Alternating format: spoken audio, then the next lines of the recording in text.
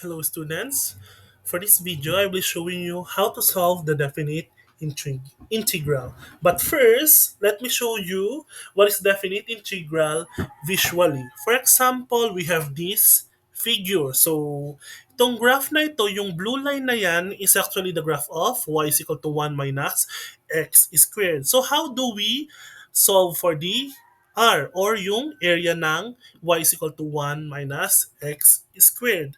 Now, we can use the rectangles to solve for its area. Now, pagdating dito sa second, dito sa part na ito, dalawang rectangles ang gagamitin natin and gagamit lang tayo ng length times width. Since may dalawa tayong rectangle dito, so dalawang rectangle ang gagamitin natin. So, ipag-a-add lang natin or sum, kukunin lang natin yung sum ng dalawang rectangle. Now, syempre dito sa dalawang rectangle na ito,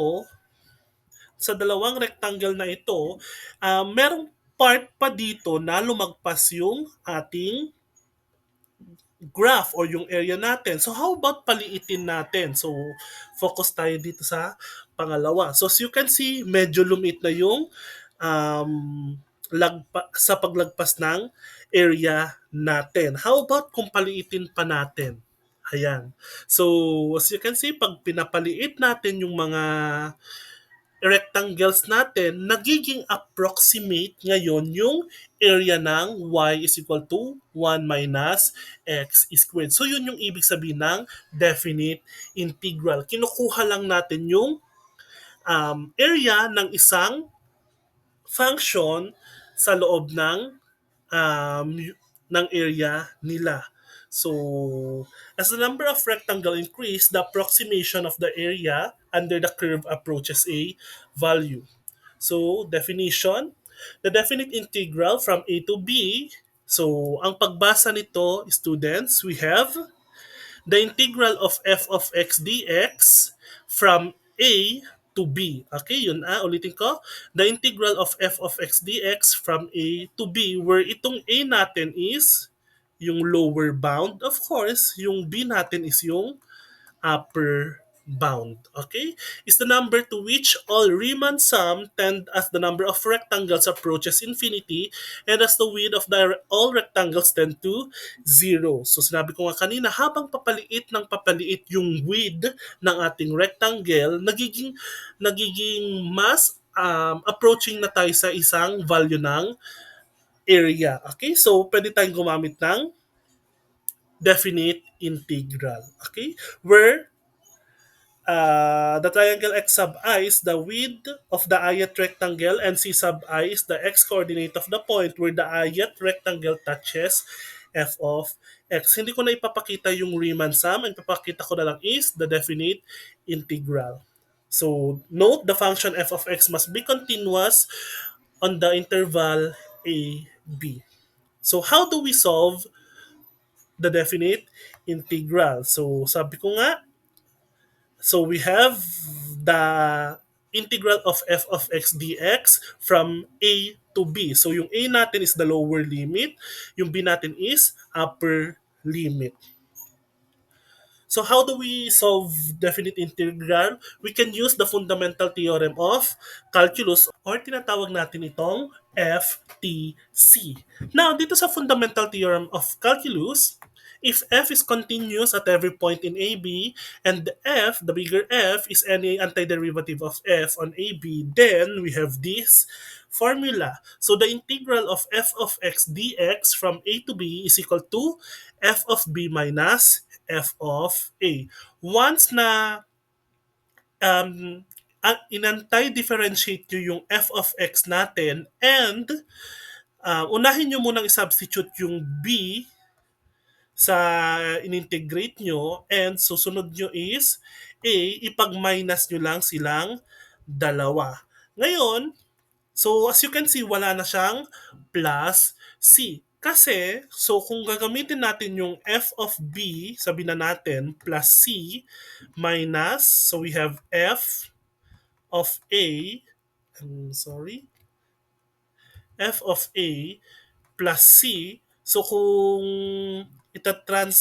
i-distribute natin itong minus. So we have f of b plus c minus f of A minus C. So as you can see, meron tayong plus C and minus C. So makakancel na yan. Kaya meron lang tayong f of B minus f of A. So wala na tayong plus C pagdating sa definite integral. Okay? So let us answer this using the fundamental theorem of calculus. So for example, we have the integral of 5x dx from 1 to 5. Okay? So pwede nyo ilabas dyan yung 5, yung numerical coefficient. So we have 5 times, what is the integral of x? We have, okay, x raised to 1 plus 1 over 1 plus 1. And we have from, don't forget yung from 1 to 5. Simplify further natin. We have 5x squared all over 2 from 1 to 5. Then, apply the fundamental theorem of calculus. Una nyo munang i-apply yung upper limit natin, which is yung nasa taas ng integral sign. So, we have 5 times 5 square over 2 minus 5 times, dito naman, i-substitute nyo na yung lower limit natin. Square over 2. Simplify further, 5 square is 25. 25 times 5 is 100. 25 over 2 minus 1 square is 1. 5 times 1 is 5 over 2. Since they have the same denominator, we can easily copy, then 125 minus 5. 125 minus 5 is 120 over 2, or we can use, or isi-simplify pa natin yan, we have 60. So 60 yung sagot natin.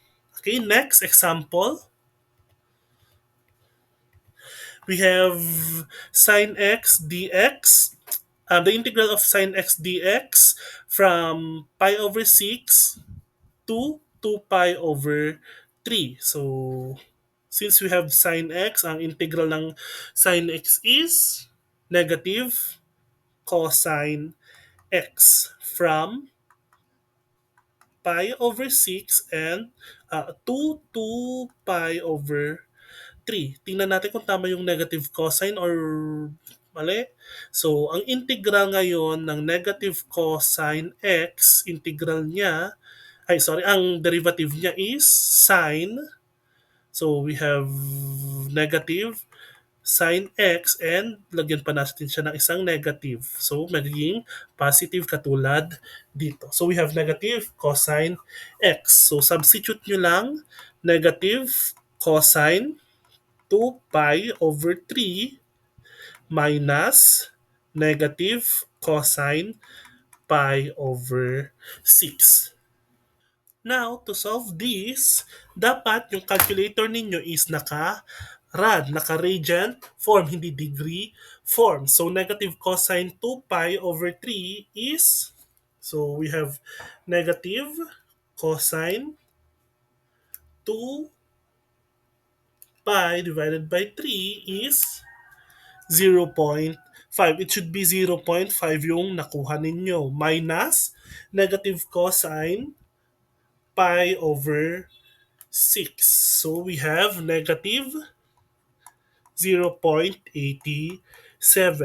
So ipag-plus nyo lang yan. So negative times negative is positive. So 0.87 plus 0.5 is 1.37. So 1.37 ang sagot sa integral of sine x dx from pi over 6 to 2 pi over 3. Next, we have the integral of x squared plus 3x minus 2 dx from 3 to 4. Okay? So we have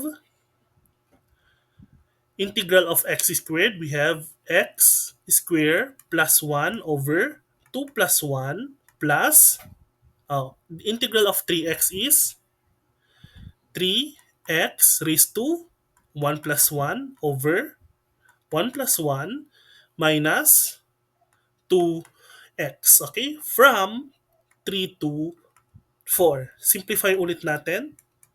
X cubed over 3 plus 3x squared over 2 minus 2x from 3 to 4. Substitute, we have 4 cubed over 3 plus 3 times 4 square over 2 minus 2 times 4 minus use bracket para hindi kayo malito na puro parenthesis ang ginagamit. We have 3 cube over 3 plus 3 times 3 square over 2 minus 2 times 3. Okay? So, simplify natin. 4 times 4 times 4. We have 4 times 4 times 4. We have 64 over 3 plus 4 times 4 is 16. 16 times 3 is 48. So we have 48 over 2 minus 2 times 4 is 8. Okay, minus. Mamaya na natin i-distribute yung minus operation. We have 3 cube is um, 3 cube is 3 times 3 times 3. We have 27. 27 divided by 3, we have 9. Okay, simplify na natin. Plus, 3 square is 9. 9 times 3 is 27 over 2 minus 6. Then, pwede natin i-distribute na yung minus operation natin. 48 over 2 minus 8 minus 9 minus 27 over 2 plus 6. Okay? So, on your calculator, pakilagay lahat yan. So, unahin muna kaya natin yung may hindi iba't ibang denominator. So, 64 over 3, hindi, wala naman tayong ipag-add or minus dyan. Plus, next, itong 48 and 27. So, we have 48 minus 27 is 21 over 2. So, next, negative 8 minus 9 plus 6 is negative 11. So, on your calculator, we have 64 over 3 plus 21 over 2 minus 11 is we have 125 over 6 or 125 divided by 6 is 20.83. Okay, so yan yung sagot natin for example number 3. Next, we have the integral of 1 over x raised to 6 over 5 dx from 1 to 32. Okay? So, pwede nating itas yung itong part na ito. So, lagyan nyo lang siyang negative kung kailangan nyo kunin yung kanyang reciprocal. So, the integral of x raised to, ibang color naman, the integral of x raised to negative 6 over 5 dx from 1 to 32. Then, dyan na makita na natin na pwede na natin mag plus 1. So, x raised to negative 6 over 5 plus 1 over negative 6 over 5 plus 1 from 1 to 32. Next, simplify x raised to negative 1 over 5 over negative 1 over 5 from 1 to 32. Simplify lang natin. So, meron tayong negative 5x raised to negative 1 over 5 from 1 to 32. Now, pwede na nating substitute. So we have negative 5 times 32 raised to negative 1 over 5 minus negative 5 bracket yung gamitin natin. Negative 5 times negative, it's 1. 1 raised to negative 1 over 5. Yan na.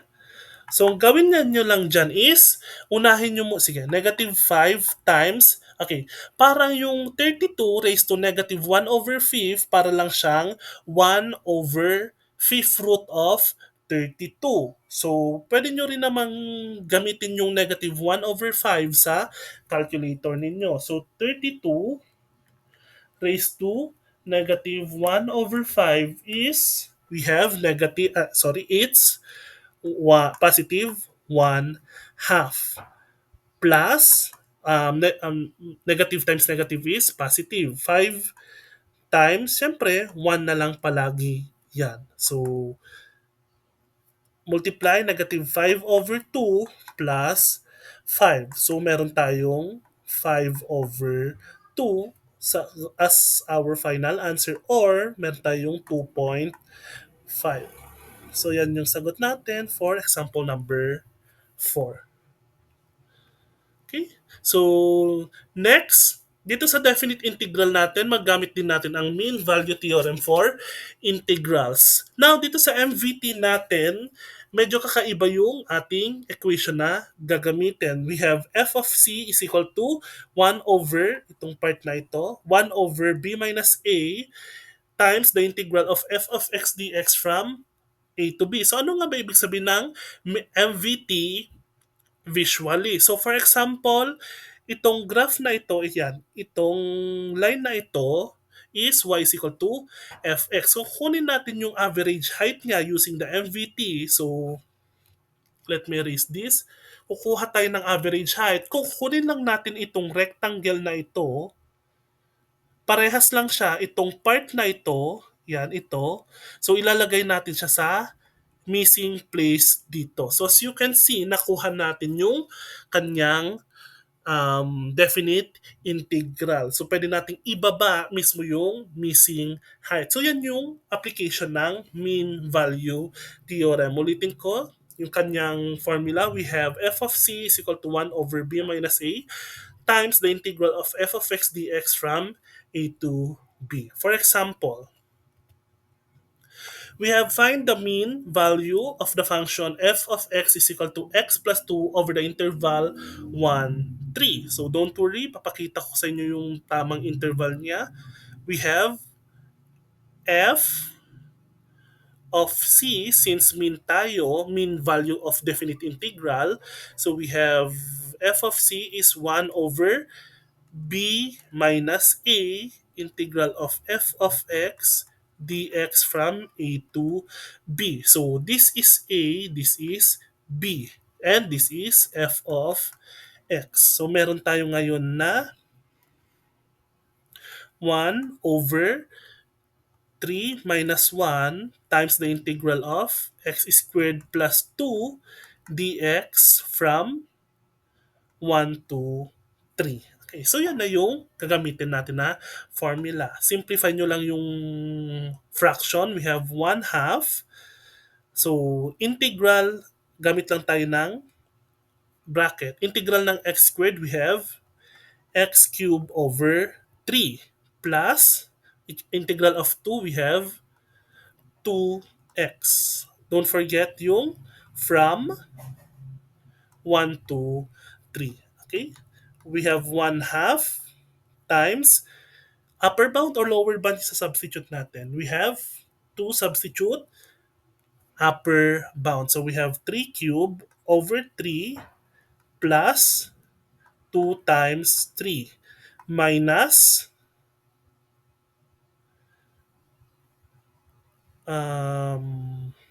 sige, gamit tayo ngayon ng curly braces, minus 1 cube over 3 plus 2 times 1.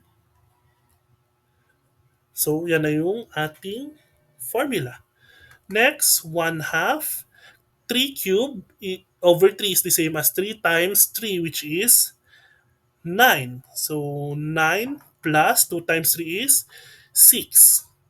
Minus 1 cube is 1 over 3 is 1 over 3 plus 2 times 1 is 2. Simplify pa natin. 1 half. 9 plus 6 is 15. So 15 minus 1 third plus 2. 1 third plus 2. We have 1 third plus 2. We have 7 over 3. So we have 7 over 3.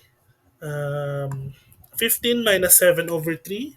We have 15 minus 7 over 3 is 38 over 3. So 1 half times 38 over 3 is times 1 half is 19 over 3. So we have 19 over 3 or the same lang siya sa 6.33.